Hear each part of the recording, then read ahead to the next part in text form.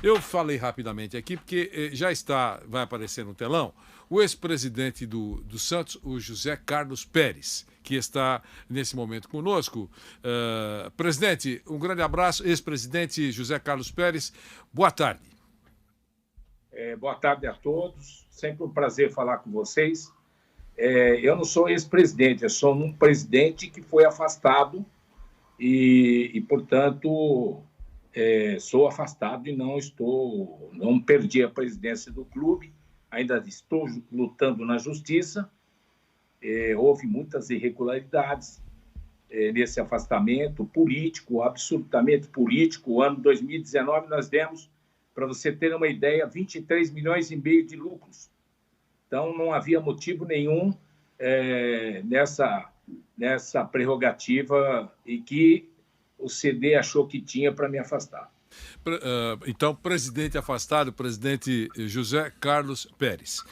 Eu acho oportuna a presença do senhor aqui ao vivo. O senhor, nas últimas horas, mandou um longo relatório. Eu fiz questão até de publicar no meu perfil, no Facebook, era longo, e coloquei também no meu blog, no blog que eu tenho aqui na Jovem Pan, dando uma espécie de direito de resposta ao senhor, que foi muito acusado nos últimos tempos. E então eu tenho algumas perguntas e meus companheiros também, o Flávio Prado, o nosso Mauro Betting e o Vampeta vão perguntar para o senhor. A primeira pergunta eu faço. O senhor teve uma derrota dura no Conselho, com praticamente a unanimidade do Conselho votando pelo seu afastamento. Essa é a primeira pergunta. A segunda, e o senhor está sendo definido como, pela oposição e pelos conselheiros, por aqueles que vivem o Santos, como o pior presidente da história do Santos. Então, em cima dessas duas abordagens, eu queria que o senhor falasse, por favor. Bom, primeiro que o Conselho Deliberativo tem 300 conselheiros. Compareceram cerca de 170, quer dizer, menos que os 2/3 exigidos para qualquer afastamento ou coisa parecida. Segundo, o que eu posso dizer para vocês é o seguinte: esse negócio de ser o pior presidente da história do Santos é conversa da oposição.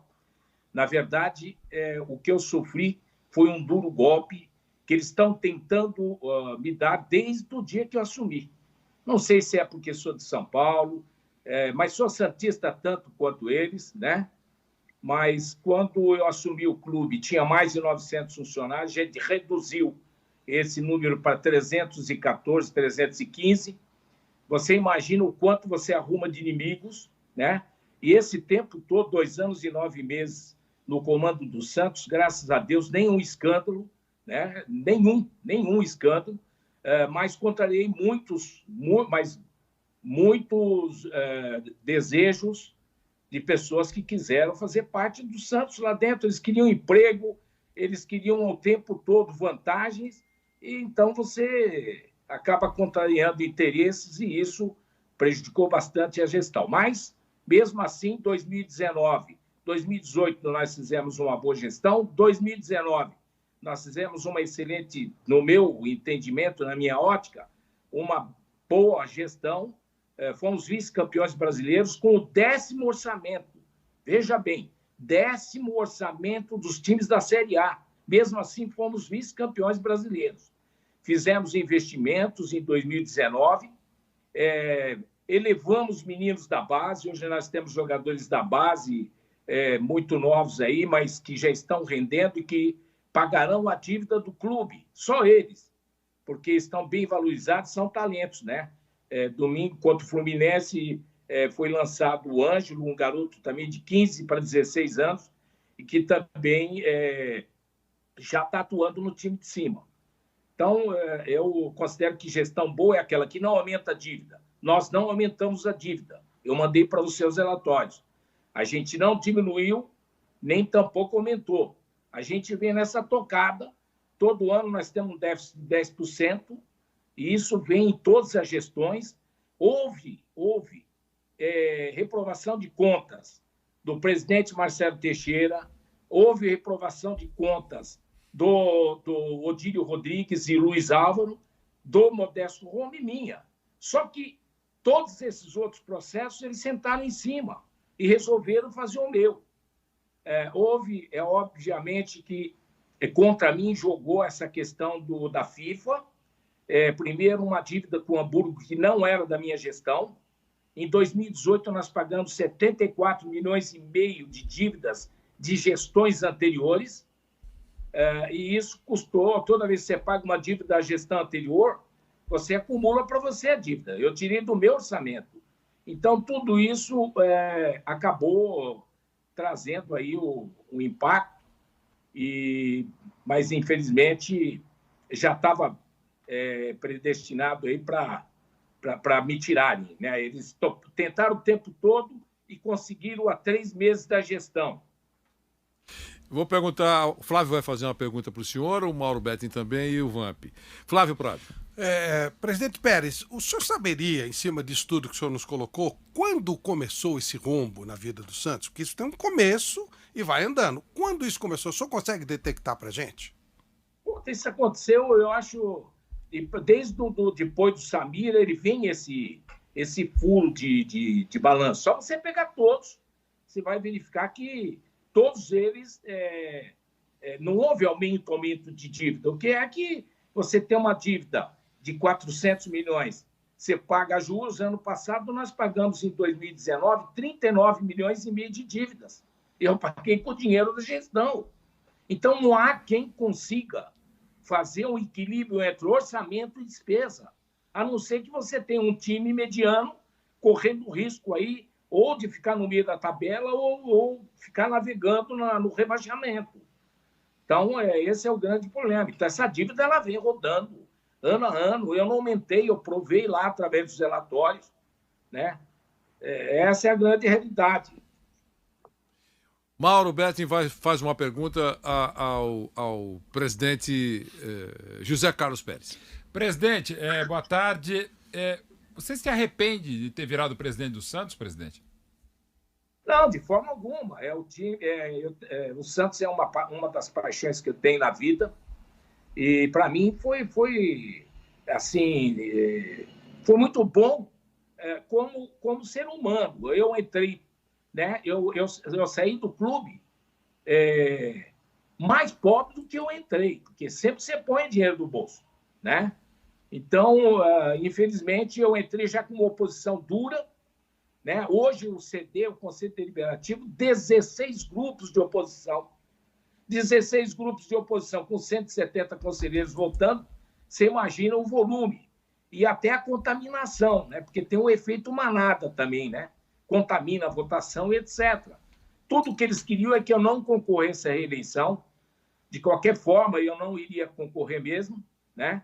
Mas, para mim, foi uma satisfação ser o presidente do Santos, representei bem, fiz a maior venda da história do clube. Tem uma história no clube, eu trouxe para o Santos 6 títulos brasileiros num trabalho de 10 anos, né, junto com o Odir Cunha, fizemos juntos. Então, eu tenho, assim, um grande... levei o Gabigol com 10 anos para o Santos, e que resultou em 29 milhões de euros de lucro, né? Então, eu acho que eu fiz muito pelo clube. Mas o que não há nessa terra é o reconhecimento, você sabe disso, né? Uhum. Vampeta. Presidente, boa tarde. Por 3 oportunidades tive presente com o senhor, né? Um aqui mesmo no estúdio da Jovem Pan, 2 na TV Gazeta. Lembro bem que quando o senhor assumiu o Santos tinha uma pendência da compra com o Yuri, que era do Audax. O senhor, liguei para o senhor, botou para falar, pagou certinho, isso eu tenho uma prova, porque eu era presidente do Audax, pagou todas as parcelas mesmo certinho, não tenho pendência nenhuma. Vendo isso tudo que o senhor falou, negócio de pior presidente é coisa de oposição mesmo, porque o atual vice-campeão brasileiro é o Santos. Não pode ser o presidente. É verdade. Não pode ser o pior presidente da história, onde o Santos está na Libertadores, né? E isso, quando se vai a uma Libertadores, se tem renda, se tem, quando eu falo valores financeiros, tem cotas, né? Mas vendo isso tudo, e vendo a idade do senhor e o amor pelo Santos, o que sua família passa, né? Passar por isso tudo, não é mais gostoso, de repente, como o senhor falou, ó, já levei o Gabigol, não é tido como um cara desonesto, a sua consciência mesmo diz, e o senhor tem família, né? Deve ter neto, filhos. E o que fala isso? Não é melhor, de repente, ó, se eles não querem, eu vou continuar sendo santista, que o amor pelo escudo e pela instituição não vai me faltar, e vou ter minha vida em paz, tranquila, porque eu acho que o senhor não deve ser um presidente remunerado e não está envolvido em falcatrua nenhuma de venda de jogador, que nem eu vi outros presidentes do Santos envolvidos com ganho em cima de atletas, né, de compra e venda.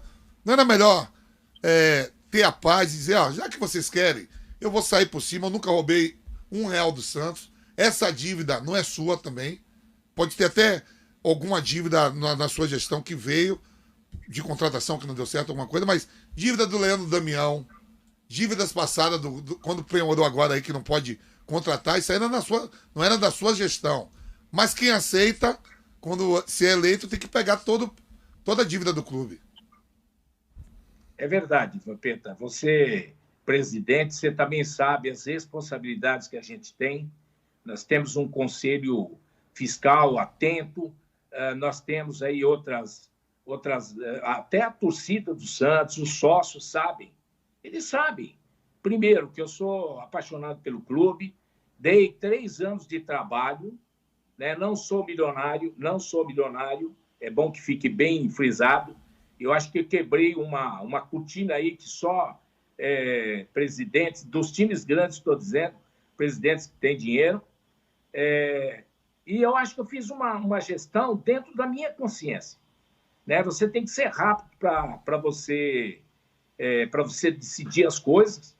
Nem sempre você acerta em tudo, às vezes você erra também, mas ninguém em sã consciência levanta de manhã e vai ao trabalho dizendo eu vou errar. Você sai de manhã fazendo uma oração e dizendo eu quero acertar, eu quero ajudar o Santos, eu quero tirar... É assim que eu procedi o tempo todo, trabalhei 16 horas por dia, né? E eles sabem disso. Era uma corrida muito grande para resolver, inclusive, esse imbróglio aí da FIFA. Estive a ponto de vender jogador. No dia que eles me suspenderam, eu estava fazendo negócio com o jogador, que ia resolver a situação do clube. Mas, infelizmente, abruptamente, esse Conselho Fiscal recém-impossado e que fazem parte das facções que existem no Santos, dos grupos que existem no Santos, e realmente eles atuaram muito forte para me tirar e constatar 15 irregularidades para me tirar, para me afastar. Era vontade tanta, porque falta 3 meses para terminar a gestão, 2 meses para ter um novo presidente, em que eu iria fazer a transição para o novo presidente e falar para ele exatamente como estava o clube, que não é essa imagem que está nas redes, que enfiaram aí Brasil adentro, dizendo que está tudo ruim. O Santos é um time forte, um nome forte, reconhecido no mundo inteiro, e é um time que todo dia aparece negócios, né? Todo dia está aparecendo negócios. Só que você não vai em frente, porque você tem que passar por conselho. Eu trouxe a Arena, essa Arena Opera House, que é essa que foi aprovada pelo conselho. Então, quando não tem nenhuma contestação ou não tem oposição, todo mundo remando para o mesmo caminho ou para o mesmo lado, a gente consegue a aprovação de uma arena com a Walter Torre, com o W Torre, um projeto que eu estou há 2 anos trabalhando e trouxe para o Santos no mesmo modelo do Palmeiras, né? Hoje, o futebol hoje o clube precisa ter arena, né? Para você ter uma ideia, o cálculo que essa arena vai trazer para o Santos, e não é em relação à arena, mas o acessório que está em torno, vai ser 400% de aumento de receitas. Presidente. Isso é importante falar, né? Presidente, me perdoe interromper, aqui eu estou olhando no relógio, eu quero ainda fazer uma pergunta, porque todo mundo o senhor está aqui e eu estou lendo as redes sociais. Eu queria, se o senhor pudesse, por favor, resumindo, quando é que houve o rompimento do presidente do Santos com o vice-presidente, que hoje é o presidente em exercício? Ou o gatilho, o que é que provocou? E logo que houve o rompimento, há uma frase que foi dita e que ficou também registrada, e o senhor tem que falar a respeito, e eu pergunto com maior dignidade também para o senhor. O presidente que hoje dirige o Santos disse que o senhor não estava capaz nem para dirigir uma quitanda.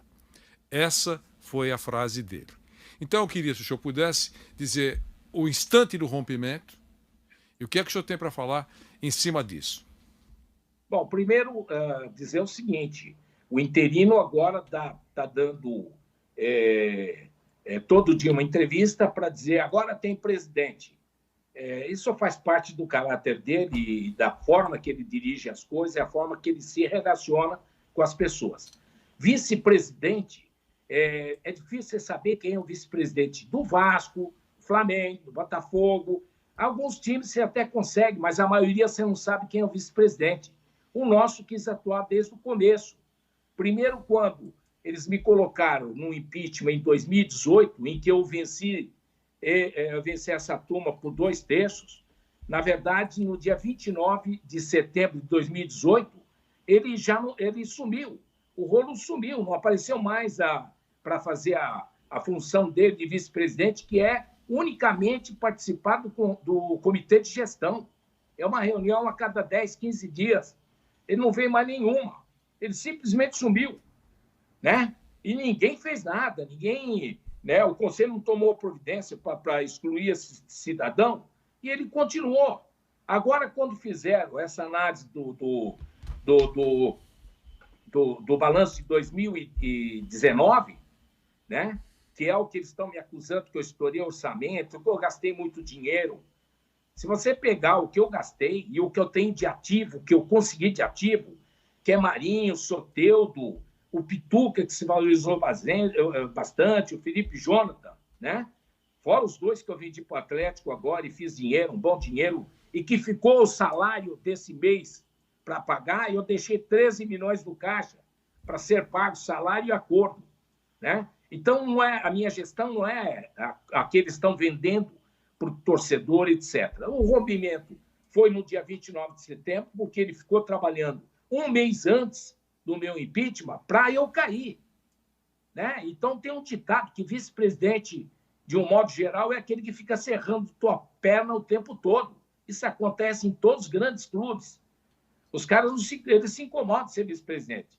Eles querem assumir, rezando para você morrer, para acontecer alguma coisa. E é assim que funciona, infelizmente, o futebol, né? Quando deveria ser alguém que te ajuda, é alguém que quer te derrubar para assumir o cargo. Então, o que aconteceu no Santos foi isso. O rompimento foi 29 de setembro, quando houve ele de um lado tentando me derrubar e eu do outro lado falando a verdade, acabei se mantendo. Agora, de novo, eu fiquei quieto, eu fui afastado no dia 28 de setembro, eu me calei, não falei nada, voltei a falar agora, porque mesmo tanto no judiciário, né, eu tinha que me manifestar, porque mentira vira verdade, se muito batida. O Santos é um time viável, o Santos não está de pires na mão. Está de pires na mão para quem não sabe se comunicar com o banco, quem não sabe se comunicar com o investidor, quem não sabe vender um jogador. Infelizmente é assim. Nós pegamos uma pandemia, eu peguei 6 meses de pandemia, né? Só a quarentena foi mais de 3. Nós voltamos sem público, sem cota, né? Ninguém fala a dureza de você passar esse tempo pagando 30% dos salários. Não mandei um funcionário embora sequer. Um funcionário. O Santos não demitiu um. Você pega todos os grandes clubes, fizeram demissões.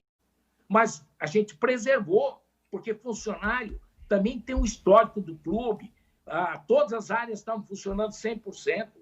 Nós não tivemos nenhuma dificuldade, não tem nenhum escândalo, nunca roubei na minha vida e não vai ser agora. Trabalhei em mercado financeiro 36 anos na minha vida, nunca fiz nada de errado, certo? Então não será agora que eu faria no Santos, que é o time, como todo mundo sabe que eu sou apaixonado por esse time, mas eu não me arrependo de maneira nenhuma. Para mim foi uma honra e uma dignidade. Entrei de cabeça erguida, vou sair de cabeça erguida desse clube, na certeza que nunca, olha a palavra, nunca peguei um centavo que fosse do clube. José Carlos Pérez, presidente afastado do Santos Futebol Clube, obrigado pela entrevista. Boa tarde, Pérez. Olha, muito obrigado a todos da mesa aí. Forte abraço para todos aí. São pessoas dignas, decentes e que, mesmo do fora do futebol, sempre vou respeitar, sempre vou admirar e sempre vou torcer que tenham cada vez mais sucesso. Porque são pessoas generosas e honestas. Honestas. Isso é o mais importante. Grande abraço a todos. Obrigado, José Carlos Pérez, presidente afastado do Santos Futebol Clube, que mandou para cá um extenso relatório. Nós publicamos nas nossas redes sociais e abrimos o espaço aí para ele falar a respeito desse momento.